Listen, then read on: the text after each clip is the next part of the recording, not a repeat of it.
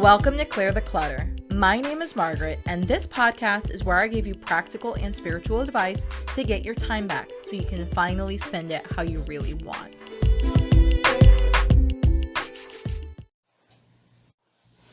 Hello. Welcome to today's episode. And today we're going to be talking about what to do when obligations turn into overwhelm. So there's this super weird thing that we do in society that we don't really talk about. And basically it's social media. So you may be thinking, well, of course we talk about social media. It's on the news. It's all over the place. It's on our phones. But most of us don't talk about like the actual why behind social media. Why are we addicted? Why are we basically on it every 5 minutes? What are we really getting about it? Why do we have this primal, for lack of a better word, urge to go ahead and post things that are extremely personal, post pictures of our food, things like that. So you may be wondering, what does that have to do with obligations? Well, think of it this way. It is an obligation that we are using for social media that is keeping us stuck in some sense and also making some of us even sick. So in this podcast episode, I'm going to talk about a best friend of mine that actually didn't have a great experience with social media. And it's not to say that this episode is just about bashing social media. This is just one of the contexts and one of the frames. I'm trying to give you an example to explain how seemingly little things can turn into obligations, and then how those obligations over time, because of social norms, can go into overwhelm. So if social media doesn't feel like that for you, please take, every time I say the word social media and insert it with the thing that popped into your head, because most likely when I started this episode and talked about obligations and overwhelm, something popped into your head. So again, if you want, take the word social media and insert your thing there. Social media is just going to be the context that I use to explain this story. What I'm also going to do is I'm also going to give you how I started to shift my mindset around, air quotes, social media, aka obligations, and then the 4 questions that I ask myself whenever I'm on social media, or kind of in general whenever I am looking at taking on a new obligation consciously. So let's dive right in. All right, obligations. What does that mean to you? Hopefully you answered out loud, preferably if you were in your car or somewhere private. For me, obligation means something I am required to do that I hopefully love to do. So depending on how you were raised, where you are, if you have a dog that barks in your episode, no matter where you try and hide, you're going to have obligations throughout your life. You're going to have obligations to work. You're going to have obligations to your family, to your friends, to your spouses, to your bills. There's a bunch of obligations that we take on in our life. And throughout our lives, those obligations can go ahead and change. So right now, at the recording of this episode, I have 6 animals with my husband. As again, you can hear my dog barking in the background. But I have an obligation to 6 little 6 little adorable furry thingies that, rely on me and my husband to take care of them. So that is an obligation. I have an obligation to my job to be creative and very personable and help them make as much money as possible. Again, it's an obligation I have consciously chosen. I have an obligation to my husband to be a very kind and loving spouse. So you kind of get the hint. I have a bunch of obligations, but those are the ones I chose. This podcast episode is about the obligations that, we may have willingly chosen in the beginning, but they start to turn into overwhelm. So an example that I've used, again, has been social media. Social media has been a huge obligation in the past that I felt I needed to do. And over time, that obligation of where it was, oh, you should be on social media. Oh, how am I going to see pictures of the fur babies? Oh, how are you going to know when you're invited to a Christmas party or this party or that party? That obligation started to turn into overwhelm. And I am not the only person that has had this experience. A handful of my friends, a good handful of my friends, have had this obligation to where they're feeling this urge to go ahead and post something every single day, for example, or be very personal publicly about their lives, Or, why aren't you posting pictures of your kids? Or why aren't you doing this? Or why aren't you on social media more? So things like that, this obligation to a thing is starting to turn into overwhelm, because again, the obligation isn't an overwhelm when you enjoy it. It's an overwhelm when it feels like you are doing something because other people are expecting you to do it and you don't want to do it. So the friend that I keep alluding to, again, I will keep it somewhat clean so that no one really knows who she is, to protect her privacy, because she did confide in me. But she had probably about 3 life tragic events. I mean, genuinely, devastatingly tragic events happen within almost 2 months, and it was boom, boom, boom. And it was brutal, and it was exhausting, and it was overwhelming, and it took a long time for her to recover. To be honest, I, as one of her really close friends, wanted her to recover faster, but again, she needed to take the time that she needed to recover. But during that recovery session, she was even telling me, after we had connected and talked, months and months down the road, that while she was cocooned, while she was recovering, while she was going through these major life events that have happened, she still felt obligated to post on social media. She still felt obligated to post pictures of her food, to post where she was, or to check in, or to do this, or to respond to that. And it's like, okay, let's start digging into that. Why? Why do we feel this obligation to a platform? Or maybe for you, it is an obligation to an event that you do. I used to do events for a business my husband and I ran. And part of it was the obligation because it was a way to get new clientele. And then the other part of the obligation was, kind of a self-induced obligation where it's like, well, of course I'm going to do this. All the other X, Y, and Z companies are doing this. All my competitors are there. I don't want to be left out. And what was an obligation that I genuinely took on from a point of view of joy and bringing awareness and, money to our business, it became something that turned into overwhelm. And it was like, well, it doesn't matter that I'm exhausted. I'm still going to go work, a full day with my husband. And then we're going to go work, I'm going to go work a 6, 7, 8 hour night. And then, it doesn't matter that I'm tired. It doesn't matter that I'm sick. It doesn't matter that our business is kind of overwhelmed right now and they could use me instead of losing me. It was all these social pressures that turned into overwhelm. So same thing in the sense of social media. Social media used to be something that I enjoyed, something that was fun. It was, and it still has been to this day, a way for me to find international friends that I never would have made otherwise. I've always had this running joke, and it's kind of a little life goal, that I want to have a friend on every continent in the world, because I believe that being exposed to a different breadth of people's views and opinions will make me a better, kinder, more wise person, just because I'm getting out of my own bubble. Not even in the sense of the fact that I'm like talking to someone that has a different like political view, but in the sense that they culturally were raised different. They have different beliefs. They have different standards. They have their own versions of obligations. So where social media was something that I was able to use as a tool to have friends over in, China, in Japan, in UK, in Canada, in Mexico, you kind of get the point, like starting to build friendships all over the place, it started to become this thing of overwhelm, where instead of just using it as a platform to go ahead and talk and hang out with my friends, I started to obsess. And this is where that overwhelm part kicks in. I started to obsess of, oh my God, I didn't post something today. Or, oh, that's a really funny moment. I should post it. I'll get a lot of likes. And that's kind of embarrassing to admit, but it's the truth. I, would spend hours. I mean, I kind of wish I could get my time back on that. It was informative, but it was also very wasteful. I spent probably, God, the equivalent over the past couple of years, months and months and months of time searching out different social media tools so that I could figure out how to be able to breathe, but also be on social media at the same time. So I would look at things like Buffer, which I still use to this day, but I use it in a different sense, in a different internal sense, versus like the obligational sense that, oh, I have to use it.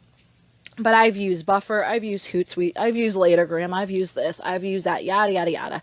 I've used all these different tools because I felt obligated to be on social media, but I was not conscious enough that I was not enjoying social media. I wasn't comfortable or confident enough to say, hey, this is not something I'm enjoying. I would like to take myself off the platform, or at least reduce how I interact with it.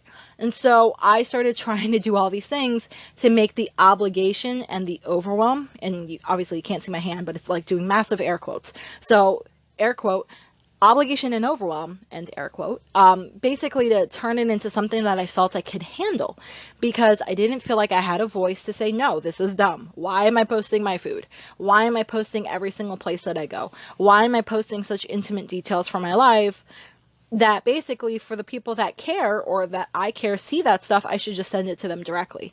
Why am I giving strangers, in the lack of a better word, full blunt access to my life to kind of know where I am, or at least to see the pattern of where I am at any given time? And, you know, that kind of freaked me out in a sense. And, you know, there's where that overwhelm part kicked in.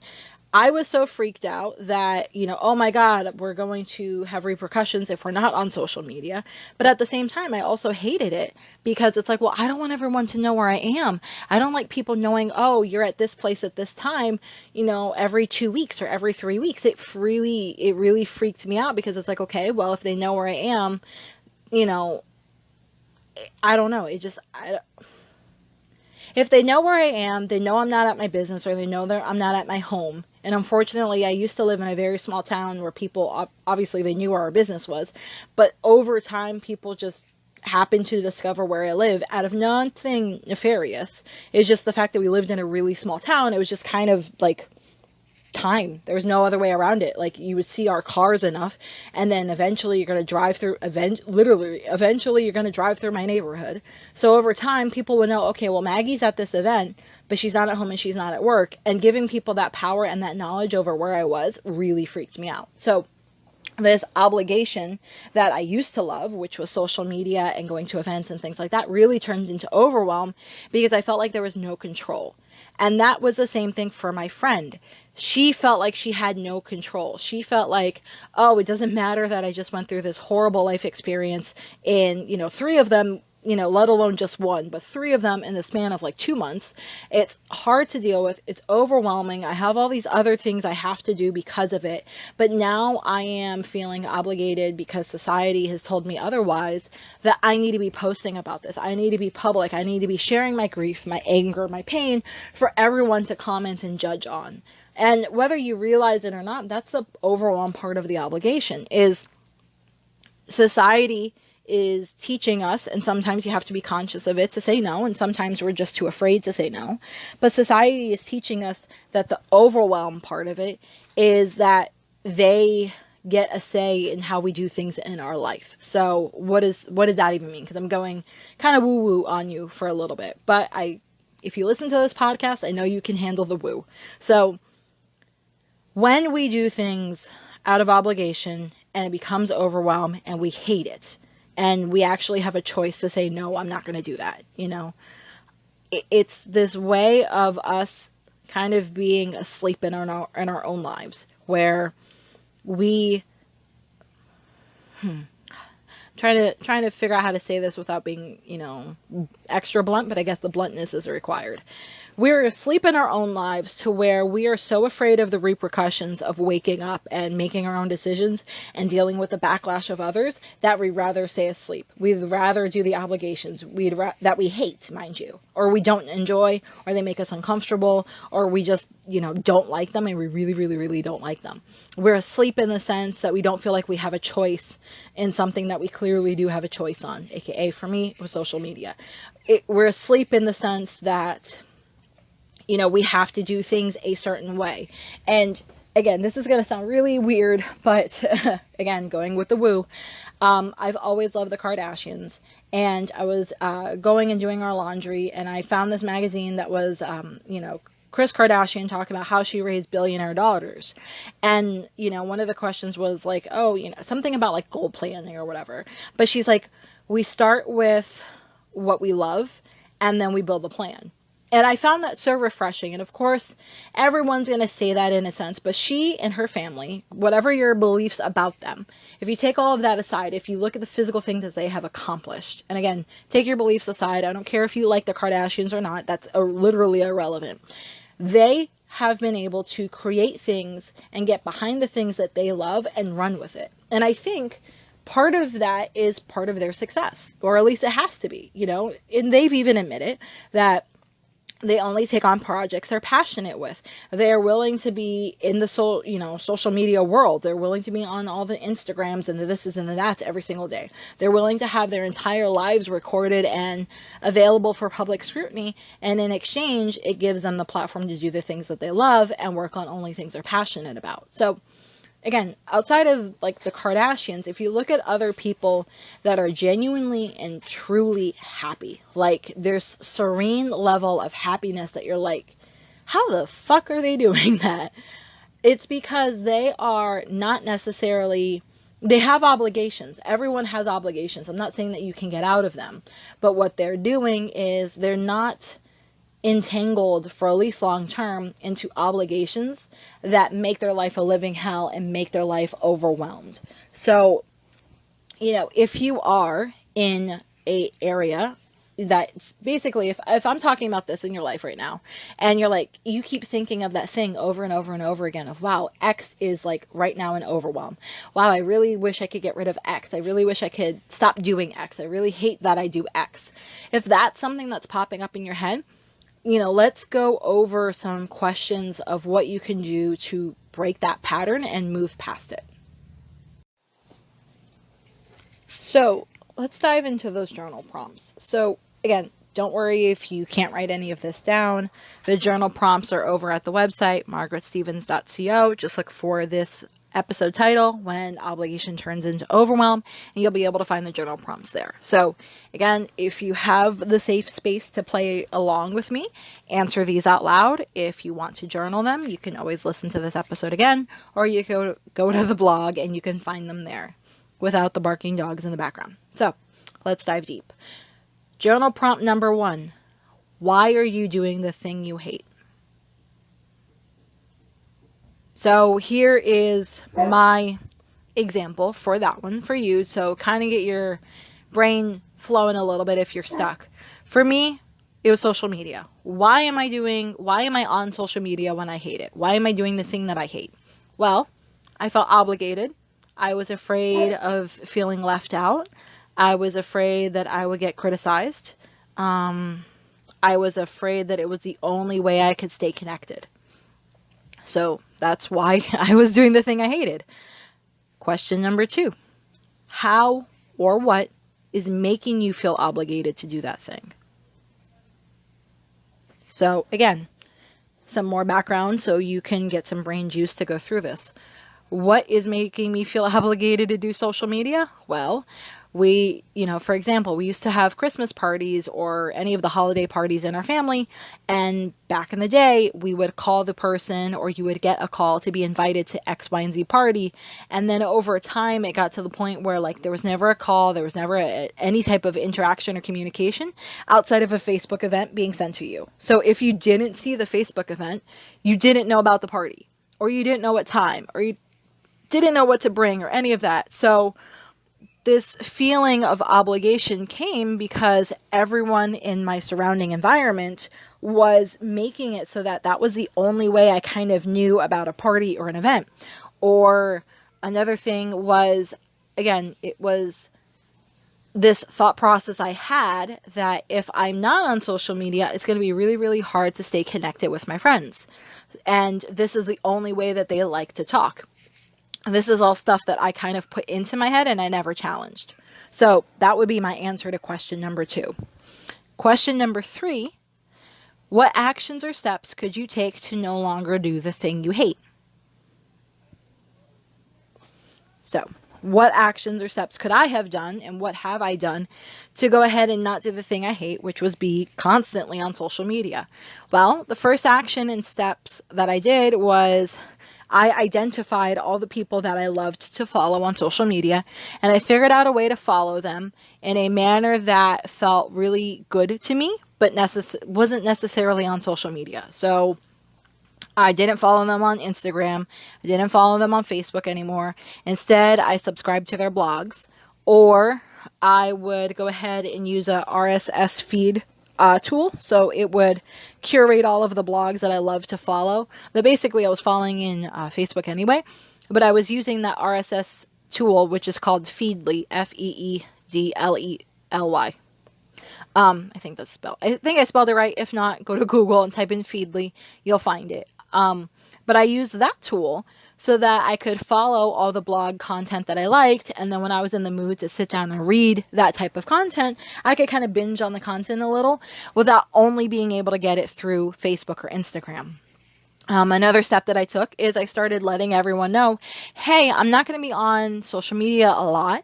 So if there's something you want me to see in a timely manner, you've got to reach out to me by either calling me or texting me.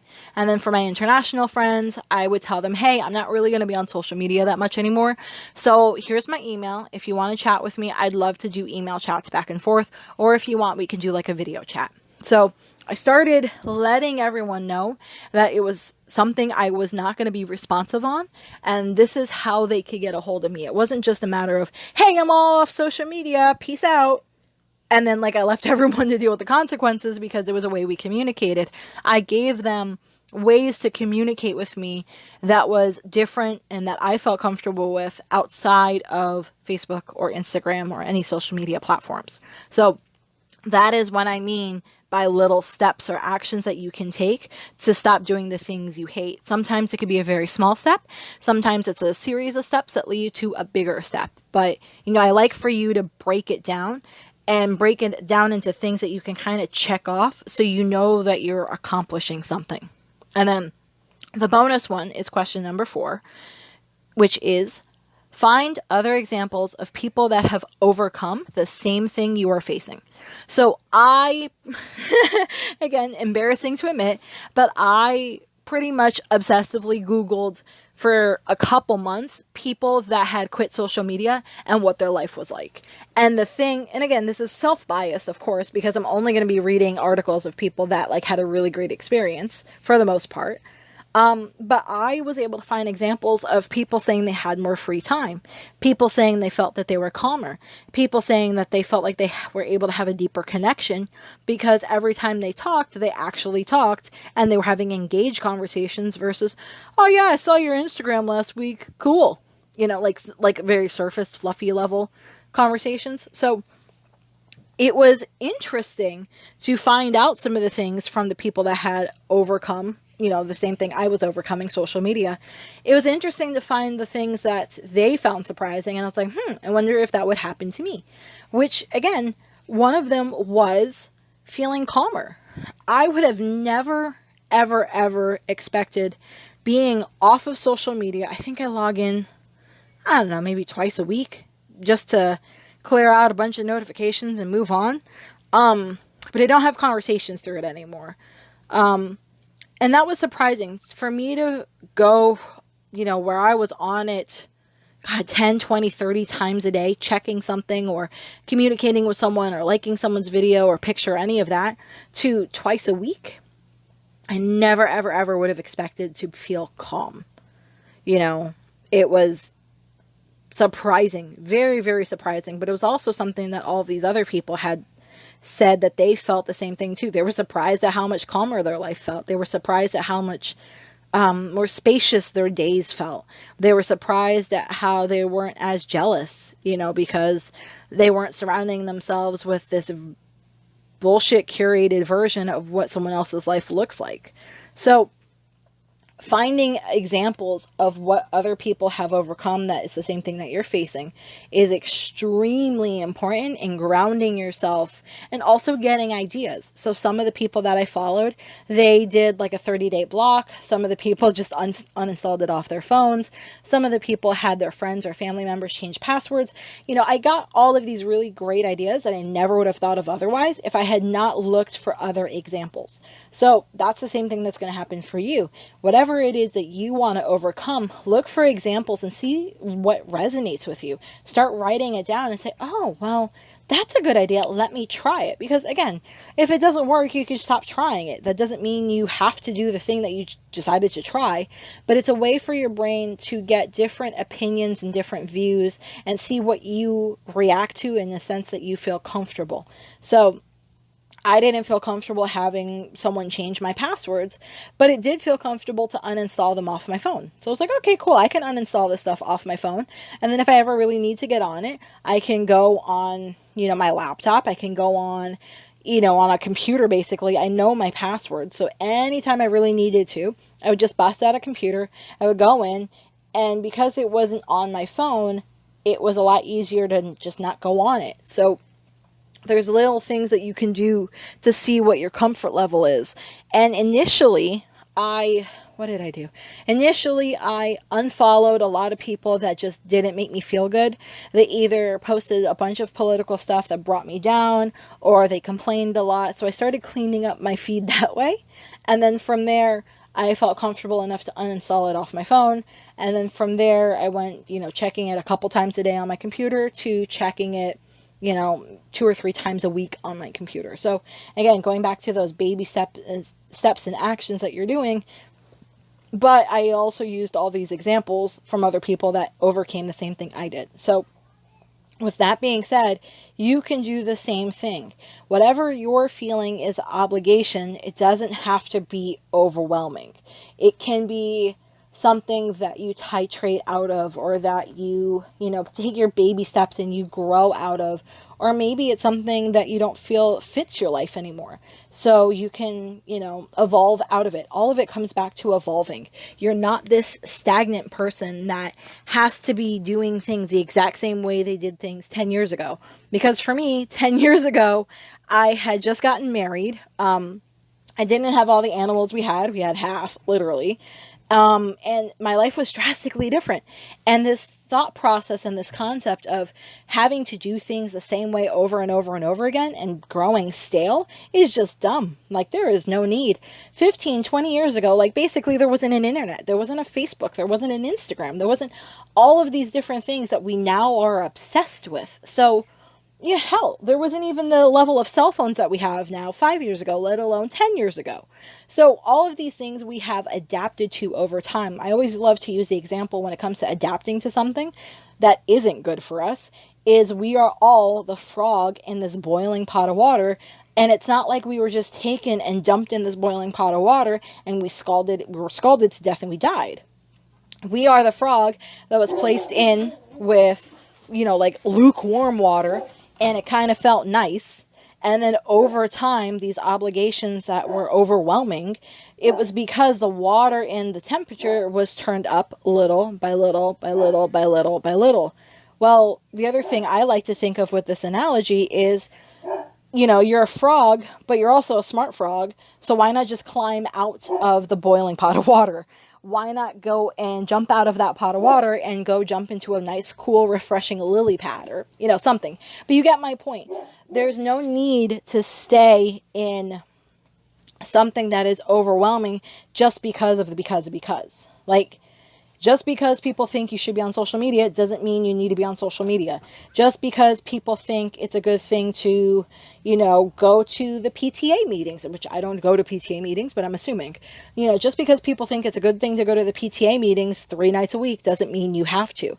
Just because, you have a ton of debt doesn't mean you have to, scrimp and save and only pay your debt off first without saving any money. Just because you think this is the only way to accomplish something doesn't mean it's ultimately true. I always go back to, with all of this stuff, none of it is ultimately true. There is no, as Amanda Francis loves to say, there is no board in the sky that says this is the only version of truth of how this has to happen. We are co-creators in creating our versions of that truth. And with that, you also have the power to either wake up or stay asleep. To either wake up and say, hey, this is something that I don't want to do anymore, and I'm not going to, and I'm going to evolve out of it, or I'm going to consciously stay asleep. I'm going to consciously own something that I don't like and, go on from there. So just think of it as your loving wake-up call that just because other people are doing it doesn't mean you have to as well. And use these journal prompts as many times as you need to go over what it is that's bothering you, because over time it could, the things that you hate can change. And hate is a very strong word. So maybe it's you work on the thing that you hate, and then from there you go into mild discomfort, and then you go into irritation, and then you go into well, that's just a dumb thing I'm doing. So it doesn't have to always be the thing you hate, but you can use these prompts over and over again because they're they are universal truths and universal things that are going to help you grow. So if you have any questions or anything like that, I'd love to hear from you. And of course, don't forget to check out the blog, margaretstevens.co, to see the prompts. And I will talk to you guys next time. Have a great day. Have a burning question for me? Want that link I was talking about? Get access to all the resources and links that were mentioned in this episode and others over at margaretstevens.co. And if you haven't, don't forget to sign up for my VIP list where I share special bonuses, pre-launch coupon codes, and advice I don't share anywhere else. Thanks for listening.